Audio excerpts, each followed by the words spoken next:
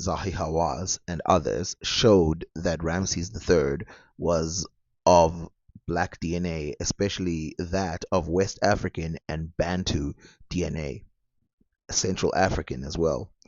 It is less present in East Africa, as the paper says, right there. The father-son pair, Ramses III and unknown E. Pentawar, was found to have the haplogroup E1b1a that shows its highest frequencies in modern populations from West Africa 80% and Central Africa 60%. It is less than 10% among North Africans and nearly absent in East Africans, which is where it is hypothesized to have originated. Alternatively, an earlier origin of around 20,000 to 30,000 year BP was hypothesized in West Africa due to its very high diversity and frequency in that location. Although the frequency of haplogroup E among contemporary Egyptians is 39.5%, that of the E1b1 subclade was only 1.4%. Crucial, very important that we understand that the haplogroup E is still from East Africa, speculated to be from East Africa, but it is 1.4% the E1B1. So it's rare today, but we don't know how rare or common it was back in the day. But what does this mean? If this man is this DNA, what does it mean? Because there must have been other people related to him. Well, let's look into that family.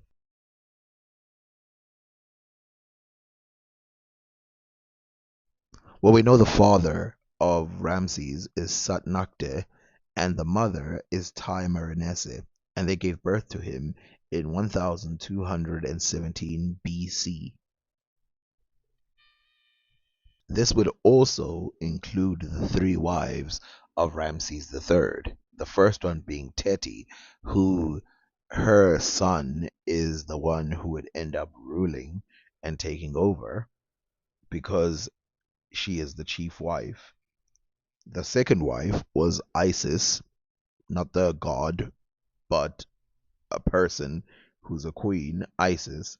And the third one, who is responsible for her brother and husband's murder, is Queen Tai, and she is mentioned in a papyri that is dedicated to the case of what happened, including other high level officials who are not genetically related to her but were helping her carry this through, and she did successfully kill him. Luckily, he had a bunch of children because, that's how pharaohs rolled. And so he did have sons who could replace him effective immediately. They were put to death, all the people who were responsible, including Pentawar, who is the son of Ramses the Third, proven in this genetic test that I showed in the beginning. Now, two of these wives lived a full life. It's not like they died too. They lived a full life. And other people lived a full life, including the father Ramses. I'm not going to get into that because his life I've explained in another video. But these people lived a full life and they were living as royals. So it's not like they just disappeared out of nowhere. Teti, the first queen of the pharaoh who didn't murder him, got a good funeral and was buried respectfully in the Valley of the Queens. And so did the second queen, Isis. She was also buried nicely. Now, the other people who were involved in the conspiracy, their bodies were basically turned into ash and then thrown in the middle of the street. Disrespectful burial, except for Pentawar, who apparently he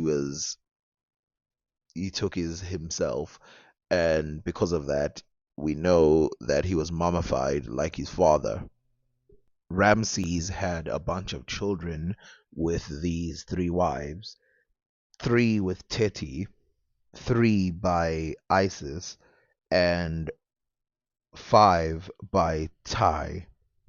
Now, given that Tai's kids, one of them was Pentuer, it's important to mention that Pentuer was the one that was planning to put an end to his own father.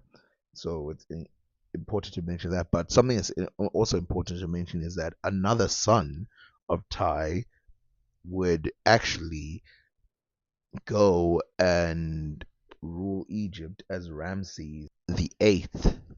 He also had one daughter named Duaton And I want to remind you that a lot of these people lived a full life, and so the genetics didn't just poof disappear. Now, before I talk about Ramses the Fourth, we have to talk about this harem conspiracy because it's very important a little bit. So, Ramses the Fourth, you would expect that he wouldn't be in charge, given the fact that Ramses the Third's father was a person who took power by means of force, and he wasn't really a noble in the first place. But after he died, it seems like they treated this family as if they were the ruling line, the charge people who shouldn't have been deposed or gotten rid of. You would think that they would just have a replacement and go, well, there you go, good riddance. At least they, destroy themselves. But instead, they put in the very young Ramses the Fourth after he died, and then they went and prosecuted and got rid of every single one of the enemies, which is good. But it tells you that there's something deeper going on with this family than meets the eye. Ramses III, first of all, he didn't die young. He died as a pretty old man. His family and everybody in his family were very instrumental in creating Egypt to become stronger than it once was at this very moment. And it became pretty strong. It became harshly strong compared to what it used to be. And Ramses the Fourth, who I'm going to talk about next, was very into this. And we always see this thing and go, the next pharaoh must be the son, and the next one, but the next three would be the sons of the Ramses the Third. And so his line, despite the fact that he was murdered, actually continued pretty well. This is scary because we find that the last rulers of Egypt who are considered natives, remember this one is also considered a native by most pharaoh lists, do not disclude this family. Some of them don't include Tutankhamun, but they include this family, even though they have this genetic marker. So it's fair to say that by the views of the ancient Egyptians, this family is fully Egyptian. Nothing about the family comes across as un-Egyptian or foreign. And this is probably why they continued down that line.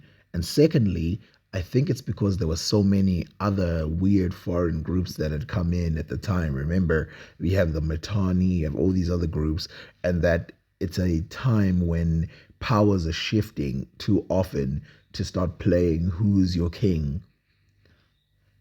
But clearly, they care about tradition as these guys are continuing with their tradition.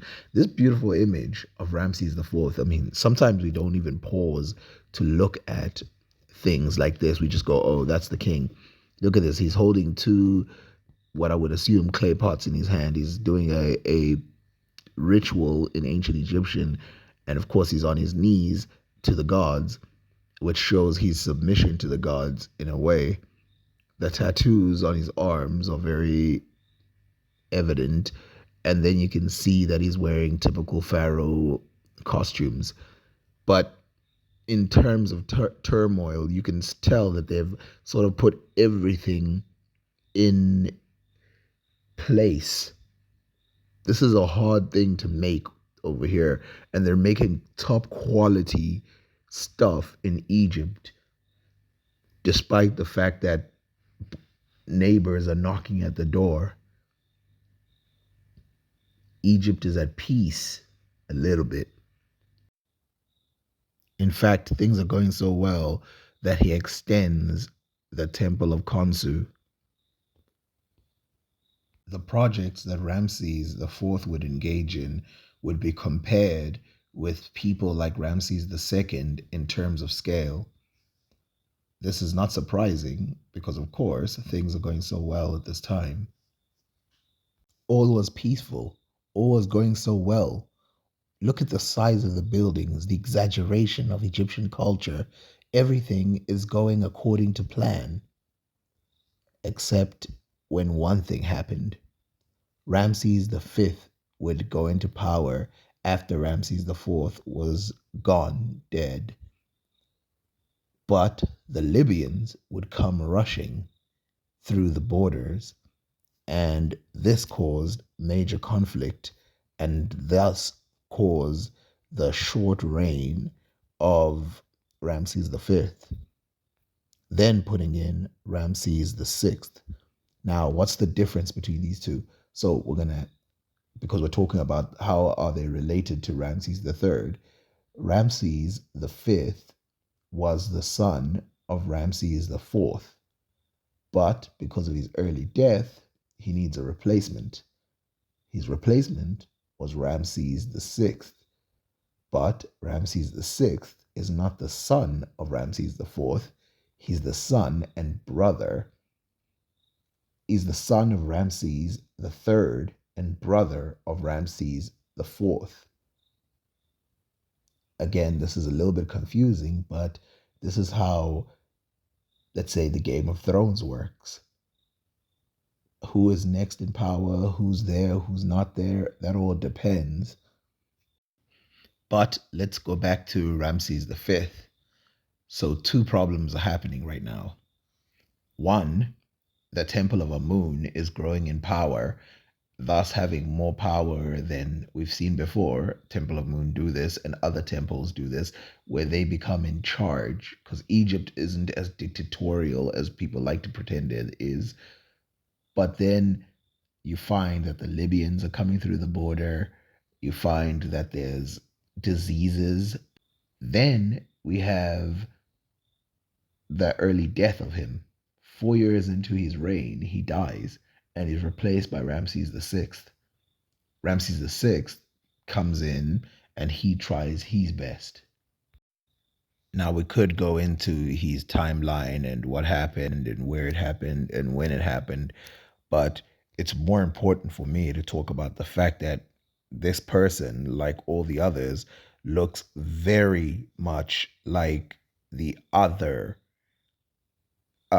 Egyptians in almost all ways, but his face is throwing me off because it's giving very, and the DNA said it itself, it's giving a very strong West African face, which I need to go down that line again where I compare different faces around the world so that we can remind ourselves why the ancient Egyptians look a specific way to us at all.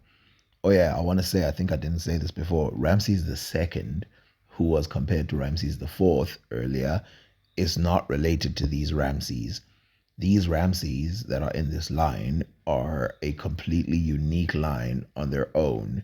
They're all genetically related, but these ones have nothing to do with Ramses the Second. Then there's Ramses the Seventh. Ramses the Seventh is the son of Ramses the Sixth.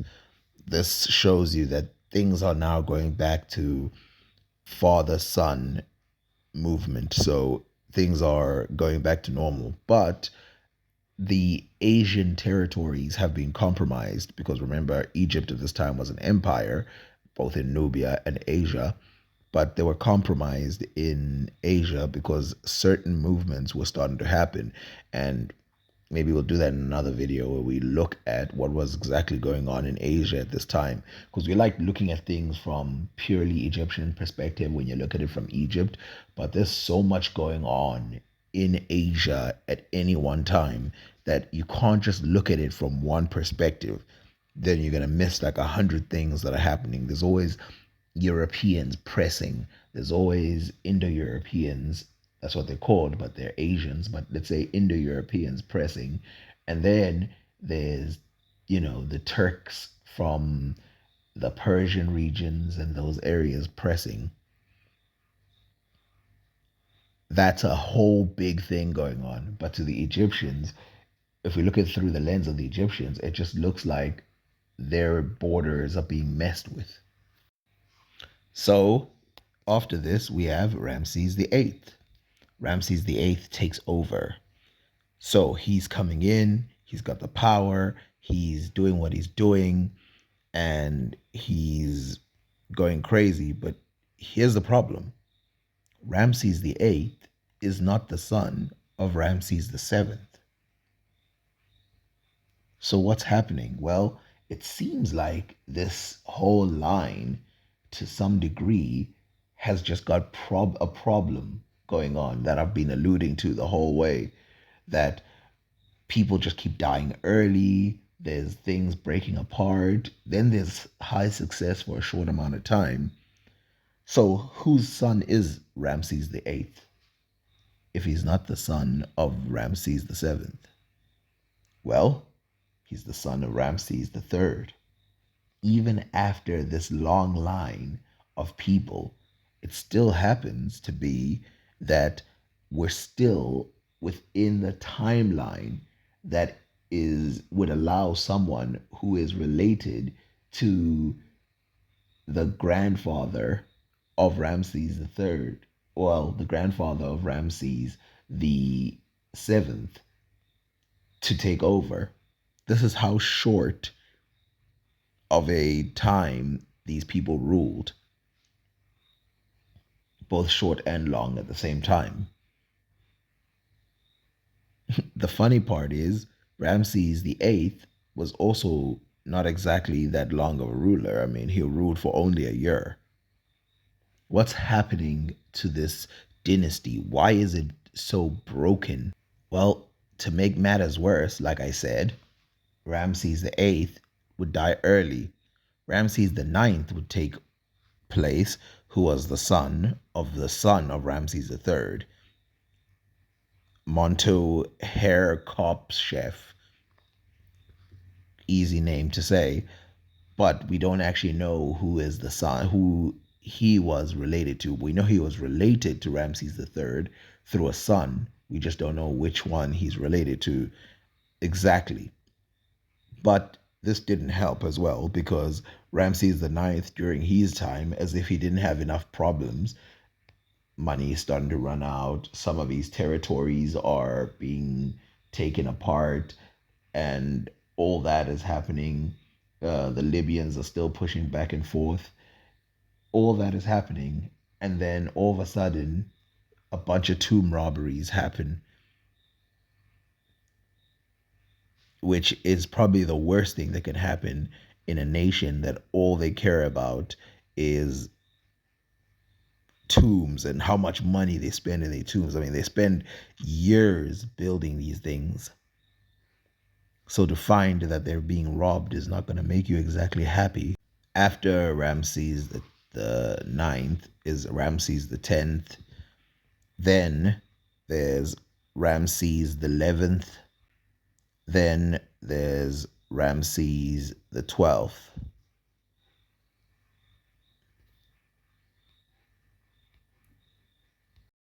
Who there's not much to talk about except to say that the Ammonites, the people of the moon, were again starting to lose their power a little bit.